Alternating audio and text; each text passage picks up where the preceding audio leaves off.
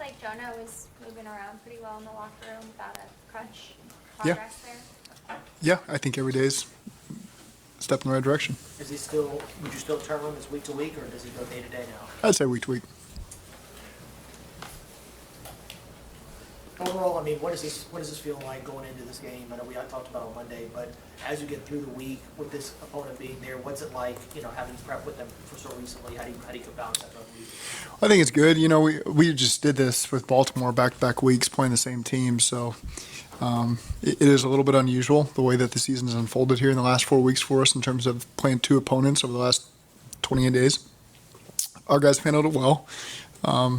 And again, you know, it's what is this? What game number is this for us? This is 18, yeah, 20, however you want to look at it. So they understand, you know, the process we follow each week, and they've done a good job handling it all.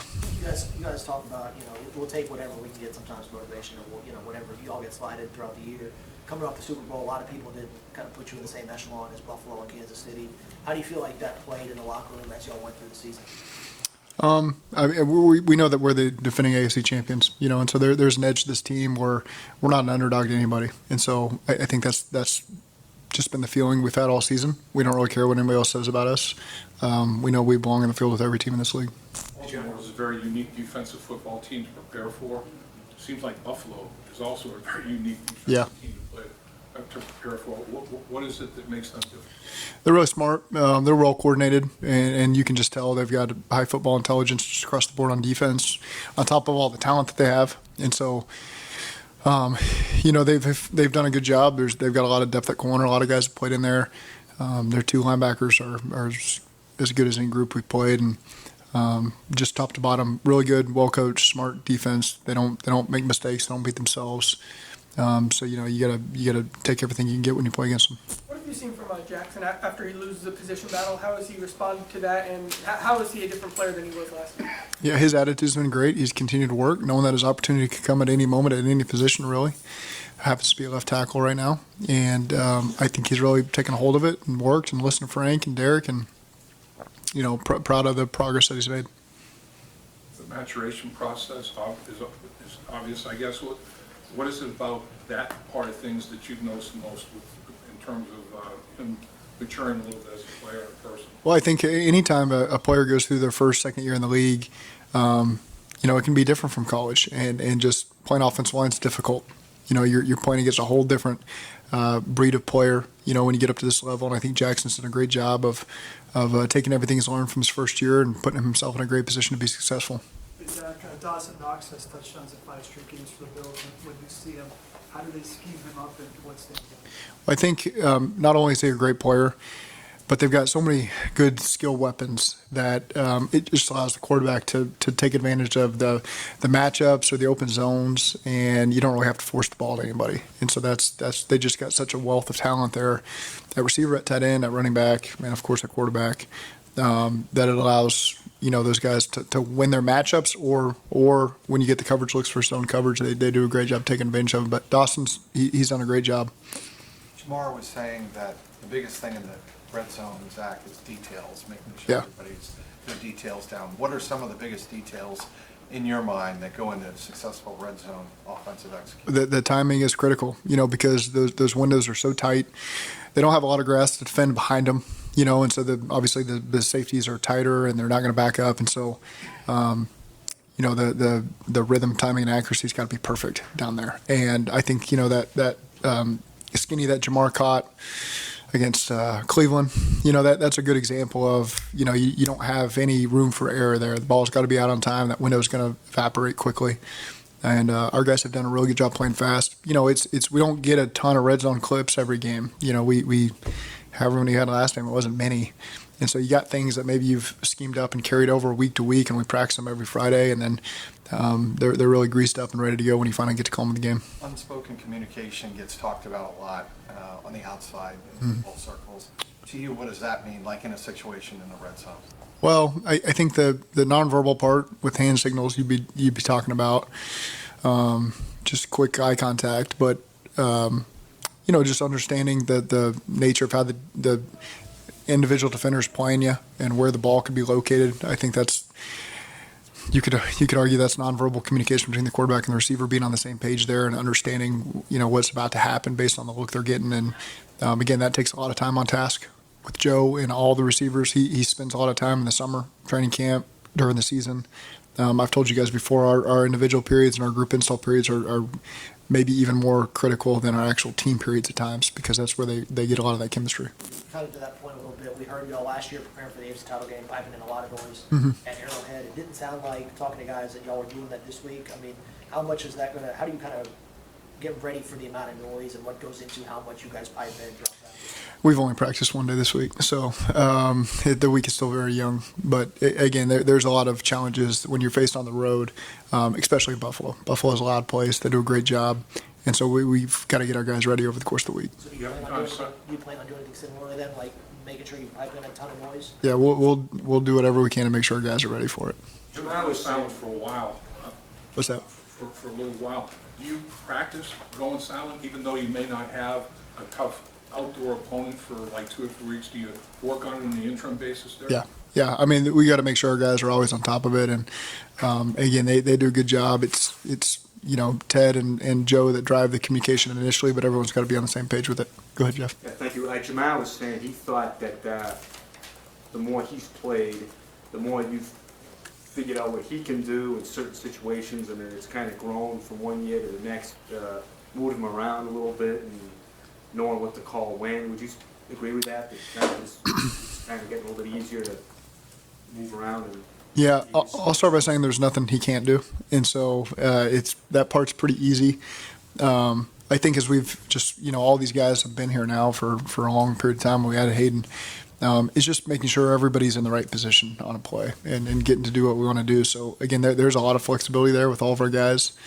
About every one of them could go inside, outside, whatever you want to do with them, and the biggest thing is them just understanding the concept and what we're trying to achieve. And so they're not memorizing a play. They understand the concept, and so that allows you to move them around a lot more. Jamar specifically, he's got a great understanding of all of our 2- and 3-man concepts and how he fits in. And he's been the touchdown he caught the other day. He's really been at different positions on that play. That game, we just happened to put him outside in a bunch, and he got the shallow cross coming across. But other times he's been on the other side where he's, number one in the progression. And so just his understanding of the big picture allows us to be able to do that kind of stuff. So it's almost like putting them in the slot, but not really. Yeah, however you want to look at that. But I mean, he caught plenty of balls from the slot last week, and so you never want to let teams off the hook by taking them from the outside and getting those one-on-one opportunities where guys get more on an island. But at the same time, he's got the strength and the quickness and awareness to play inside as well. And that's why he's just such a rare player that way. Is there really isn't a weakness to where you put him. He can do it all. Joe Burrow was saying that snow isn't the same as playing in rain. Right. What challenges does snow present for a quarterback? I've played in snow once, so I'd be saying what I've seen from people typically. It's obviously colder; your hands get colder, and so it can be a little bit more difficult to grip it. Joe does a great job preparing himself for that, to where he can do a great job gripping the ball. Rain's a whole different animal, it's just slick, and it's up to the people taking care of the football is usually at that point. How good is Ed Oliver compared to some of the other interior defensive linemen you faced throughout the year? We played a lot of good ones. Ed's up there. He's really quick, really powerful. If he gets you off balance, you're in a lot of trouble, and can be really disruptive in the run of the pass. So, I played him in 2016 when he was at Houston right here at Nippert, and that was my first awareness of him. Actually beating Oklahoma the week before when he did that. He was awesome in that game too. So he's been on my radar for a long time, and he's done a great job in this league. And again, he's a big challenge for us. Callahan talks about helping in certain ways when you feel like you guys need it. If you have to slide protection inside compared to outside, how does that maybe affect generally speaking, affect the schematics of the offense when you do it that way? When you have an interior pressure coming instead of maybe an exterior one you're more worried about? Yeah, there's different ways you can combat that. Generally speaking, you're getting a slide one way or the other. So it's not unorthodox, but he's not the only good D tackle they got too. They got a lot of depth there on the edge and inside. I know losing Vaughn wasn't ideal for them, but they've drafted really well at all those spots to have these reinforcements at this point in the season. That's kind of why, teams think that way. And so they've got a lot of weapons there that you got to be aware of, and their backers are really good pressuring. They'll bring nickels, they'll bring safeties, they'll bring corners. So this is one of the few teams that really, as I say that, probably every person on their defense is pressured, and you don't go into every game with that. How unique of an animal is Josh Allen in the red zone? For what he can do obviously with his legs, but how Yeah. he is the tight end aspect of what he brings as a runner. It's just really difficult when you add in, not only is he a tremendous passer, accuracy, arm strength, decision making, then you add on the fact that he's a giant human being and will run and try to run you over. That's tough, and that's why that's one of the reasons why he's had a lot of success, because he's kind of a dual threat that way.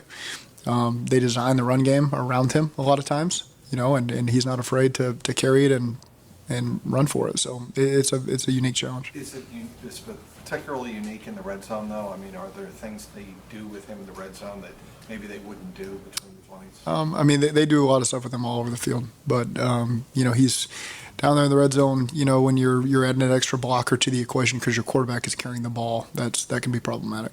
What are the qualities that make Hubbard, man of the year, captain, leader? What are those qualities you see from him every day? Just cares about everybody else a lot more than himself. He really shows up to work every day. Sets a great example for veterans and young players. So dependable for the coaching staff. He's not afraid to communicate with me, and be a leader in the locker room and tell me things that the locker room, is expressing. And that's not easy for guys. You can be a captain and still not have the confidence to be able to take that initiative. And he's done that. He's done that for a long time. And I've always appreciated that.